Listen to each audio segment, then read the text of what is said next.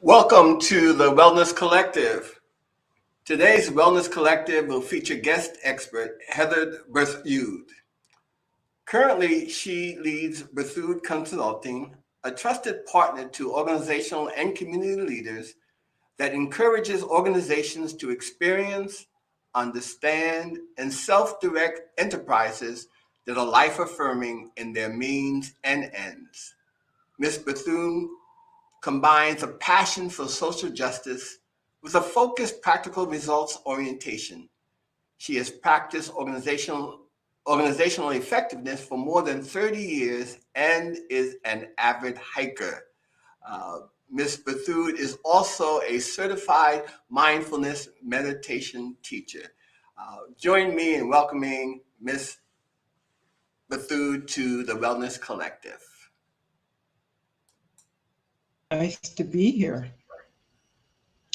Great to be here. So this is totally strange because you can see me and I can see me, which is bad enough, but I can't see you. So I'm going to trust that you're there and just keep going. So I thought I'd share a little bit about me and then about how I have used nature, particularly in the pandemic, though I've certainly been using it before. And then I'll share a bit about some of the science of why it works and close with some options for us in this area. We'll see how far we get. Let's do it. So I grew up in the suburbs of New York.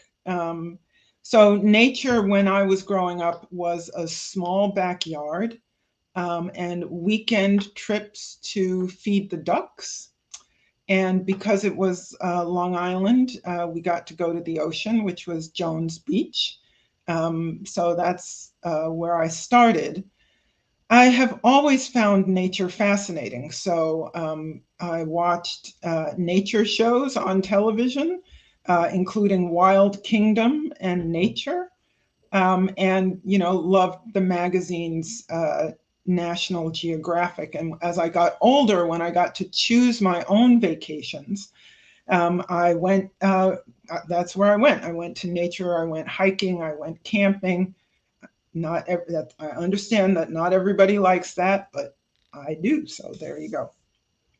So fast forward, we're in the pandemic. And as you know, we are locked down. And I live with my mother, who is quite capable, but you know, the reason we're here is in case she's not. So the pandemic, as you know, kept everybody sort of locked down and isolated. So how could we keep ourselves sane and still stay healthy? And the answer for both of us was nature. And what's interesting is we both love nature and we love it differently. I love the wild places and she tends to love the more cultivated places. Doesn't matter, it's outdoors. So what I've done, I've pulled some slides that we can share. And these are all taken in the DC area. And these are all from my camera feed. So this first one is from the National Arboretum right on New York Avenue. This is some April. I tend to go there most years when the azaleas are in bloom. So this is the azalea from the azalea garden. And just notice whatever your reaction is as you see the slide. So nature for us in the pandemic, it became my living room. It was a place to meet people safely. We could meet in small groups or one-on-one, go for walks or sit on a bench. My mother and her group had picnics at local parks, again, with all the appropriate social distancing. And I would meet my friends, again, one-on-one, and we'd just go for walks, places like the Arboretum. And then for my mother and I, it was one of the ways we spent time weekly. We would go on our Sunday walks for a couple of hours, find a nice place and get out and just enjoy a spot like this. We also, it was an opportunity. Nature was a place for discovery. This, of course, is the tidal basin and cherry blossom time. We made it a point during the pandemic to find parks and trails we had not explored before. So every week it was like, okay, where are we going this week? Where are we going today? And it was an opportunity for us to just look forward to finding new places. There's the Anacostia River Trail Network that is quite extensive. So if you get that on a map, you see it goes all over. That's quite lovely. Kenilworth Gardens became a favorite. And then farther out, we found what's the one? There's Greenbrier. Anyway, I just lost the name of it. It's up 270. That's what you know. And other spots. It was also a place for exercise. So, again, those trails you can take a bike on, burn off some steam, or build up some capacity. So I would go, for example, up to Sugarloaf Mountain, which is just on the edge of Montgomery County. And, how fast could I get from the bottom to the top, right? That's a good workout. That's my workout.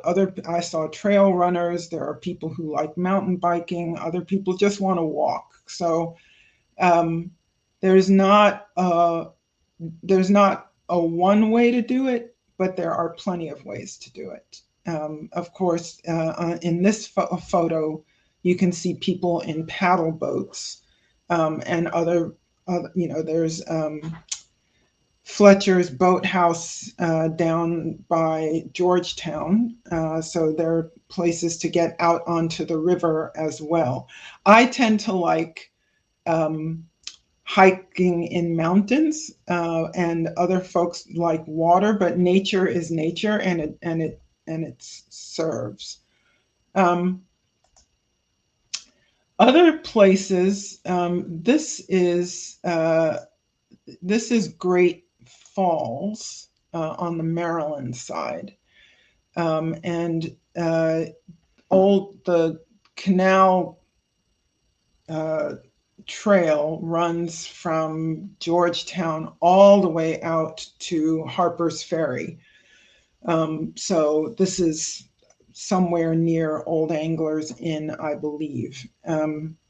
Anyway, it's an opportunity for meditation, for perspective taking, even if you're not, if you don't meditate formally, just getting out and sort of literally opening up your head, right? Like going from having a ceiling over you to having the sky, like that just shifts your perspective just that much.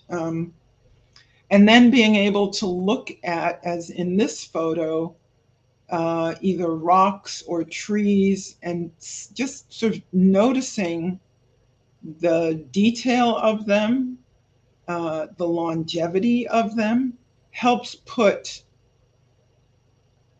today's challenge in perspective. I thought, so that's all well and good. That's like, Heather loves nature, big deal. So what? And there's evidence for it working and science about why it works. So I'm going to share with you some highlights from a book called The Nature Fix. It's by Florence Williams. I did not include that in the slides, but I can certainly make that available. And what she does is look at science, how nature is studied and used across the world. So one, she's looking at the biophilia effect. And this is based in ancient Shinto and Buddhist practices. Now, she's in Japan, so this is she was visiting Japan at the time. And the idea there is to let nature into your body through all 5 senses, right? And the idea is because humans evolved in nature, it's where we feel most comfortable, even if we don't know it.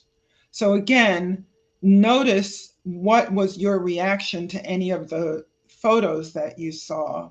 If it has a sort of relaxing feeling for you, there's something happening in your body that says, oh, this is a kind of home, even if you're not familiar with it.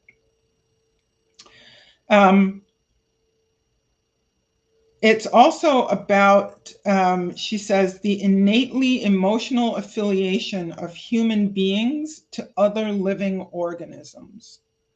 So to be out in nature and to see whether it's birds or deer or chipmunks or whatever, plants, it's to sort of be in resonance with them. And that the peaceful elements of nature help us regain equanimity, cognitive clarity, empathy, and hope. Again, just the idea of like, oh, the world is bigger. Oh, the air is fresher, right? Oh, there's a surprise. Look at that lovely bird that just landed. Those are having chemical impacts on the brain so that we're able to deal with life. And they say that it helps explain why even today we build houses on the lake when we can afford them, that every child wants a teddy bear, and why Apple names itself after a fruit. And that some of these places are the only places where we can engage all 5 senses and thus, by definition, be physically alive.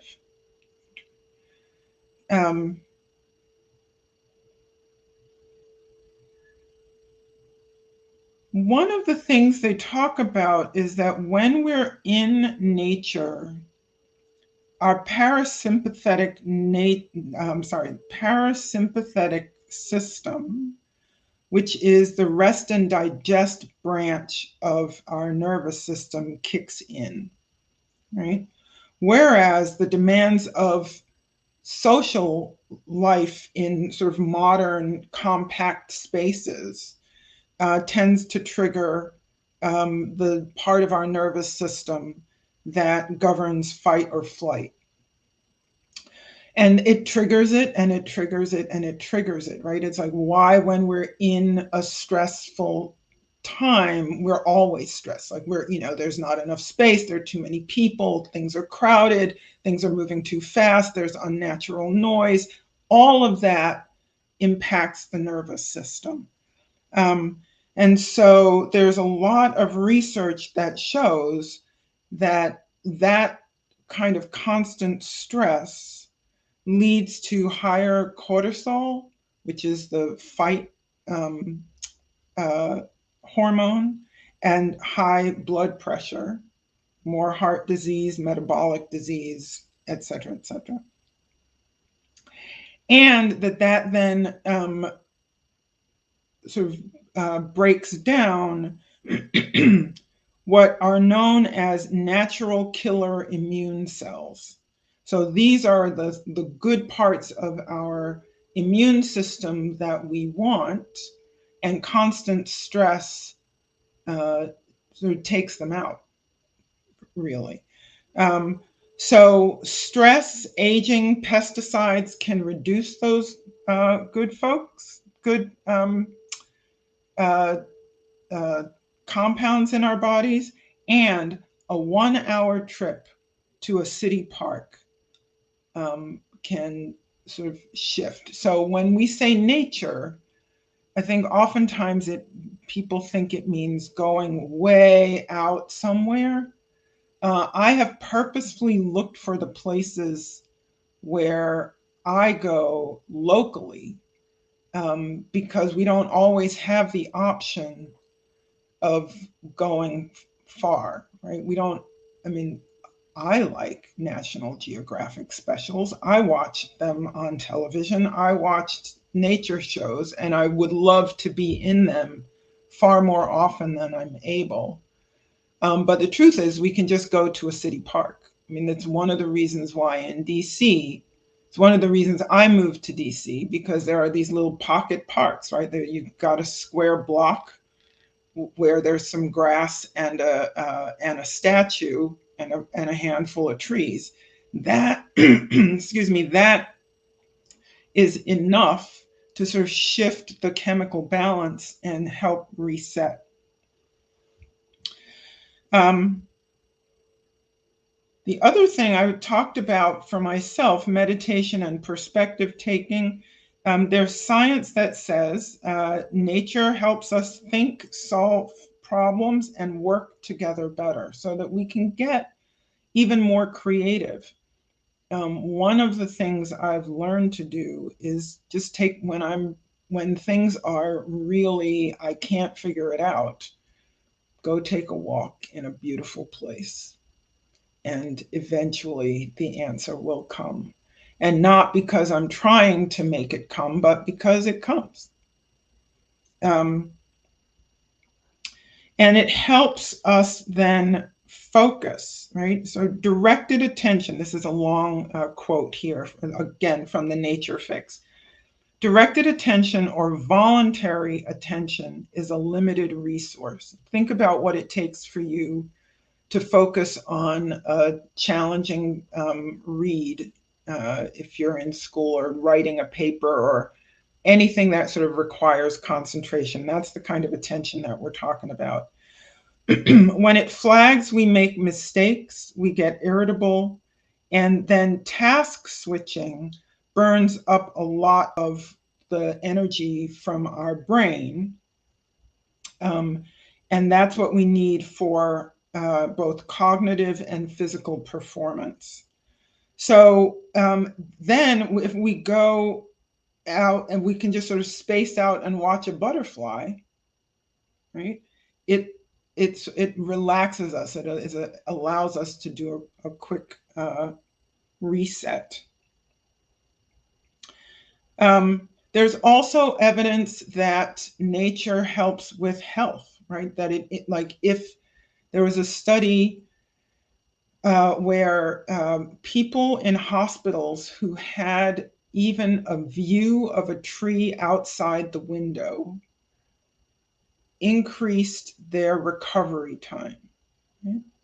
Just so a picture of a tree is good, and an actual tree outside the window is better, and they got better faster. There's also evidence that nature, even in crowded spaces, helps deal with social stress. So it's why places like sort of parks or central gathering spots, even in crowded cities, there's evidence that that helps lower crime. So what do we need? We need, there's this idea of a pyramid based on the food pyramid that says we need daily interactions with nearby nature. Now, what does that mean? That could be a walk around the block and just make sure you're walking under trees, right? It doesn't necessarily mean going to far-flung places. It says, if there are birds and trees or fountains, that's great. Our pets and our house plants and public and private architecture that allow for daylight, fresh air, and patches of blue sky and naturalistic landscaping. These are our daily vegetables. Then, if you've got weekly outings to parks or waterways, so this, I read this after my mother and I were doing our weekly walk, right? But it says weekly outings to parks and waterways, places where sounds and hassles of the city recede. That's great. And we've got rivers here. We've got the Anacostia. We've got the Potomac. So we have access, plus the various streams that feed those major bodies of bodies of water. And then higher up, places that take more effort, monthly excursions to forests. For me, when I think of a daycation, I've got a day where what am I going to do? I hop in my car and I go to the Shenandoahs. And then rare but essential, if you can do like once a year, once every couple of years, a big excursion someplace else that's kind of wild, right? But you don't have to do all of that. You can manage with just the daily things nearby. So there, I have said a lot with not a lot of interaction. Oh, look, now I'm in the comments. I love Sugarloaf. That's one of, Sugarloaf is just at the, it's in Montgomery County. Like you go, I don't even know how to tell. Anyway, up 270. But oh, somebody put the map in. Yay! Thank you. So here's a question for you into the chat, which is, what are some of the nearby places you like? Right? What's accessible? Where do you go? I've named a few places, but you might have others, I'm sure you do, that you like. So where do you go? Nearby or far away? And when I say far away, I'm thinking even just in the DMV, right? What are some spots?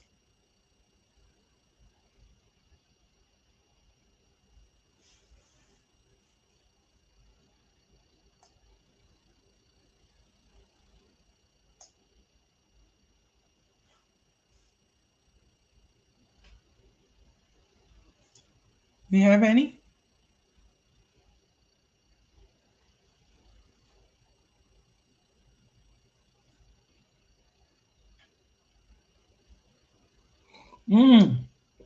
Fort Washington National Park. Okay, great. Now, I don't know where that is. I have to, of course, Rock Creek Park is beautiful and close, absolutely. Great Falls is a big favorite. And I just learned, I was doing Great Falls on the Maryland side for years and years. And then I started going to Great Falls on the Virginia side, and it's a completely different experience. And both are absolutely lovely. Allen Pond, I don't know. Oh, I have been to Allen Pond, actually. Yes, I love that. Where else? Those are some great ones, and this will help me too, because I can put them on my list of places to explore. They can help me out. The Maryland side is better. You have to. They're each right. One of the things I've learned: every place has its beauty. So it's what you like. If you know what you like, go for it.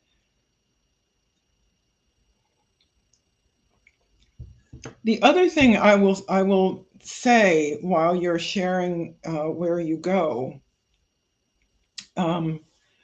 is, I have talked a lot, and even in the intro, I'm an avid hiker, but in the last year, I have had some limitations. I haven't been able to go out and hike the way I like to. And yet I still want to go out and be in nature. And so what I've discovered, the value of going on a picnic and finding, for example, the picnic tables down at Haynes Point, and taking a meal, meeting a friend, and just watching the water and being with the being with the trees there. Ooh, Bloody Attic. I don't know that one. That's a new one.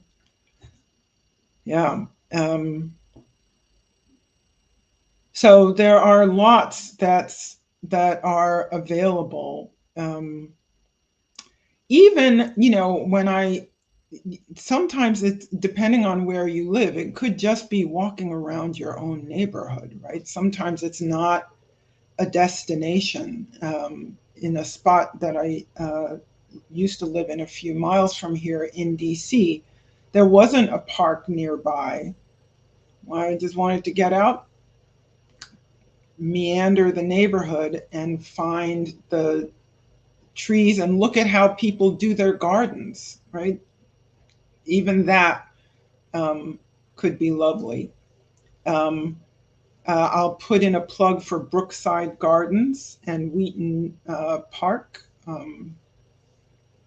So that's another spot. So there are a lot. One of the things that's really nice about this area is that there are a lot of them. And so as we think about how do we keep ourselves sane, as I said, nature is one of the ways that works for me. And you've shared quite a few good ideas for yourselves. So I hope that you'll get out and enjoy. So with that, I think I'll call it a session and invite Dean Richardson back. National Arboretum, absolutely. Thank you, Heather. I really enjoyed that, and I think you motivated me to take advantage of some of the sites locally. But really, I think sometimes we take for granted what's around us, and I think you really helped us to really look for more creative ways of dealing with this crisis that we're in. And so, go ahead. Yeah. Max Park, that's right. That was on my list. Yes, absolutely. So I hope we can continue with this list, and I'm looking forward to learning about new places, and we're looking forward to having you back in the Wellness Collective to expand our knowledge. Well, great. And let me again put a plug in for the book, The Nature Fix. The Nature Fix. The Nature Fix by Florence Williams. I found it fascinating. Yeah, really helpful. Okay. Ooh, great. Take care, everyone. All righty. Be well. Be well.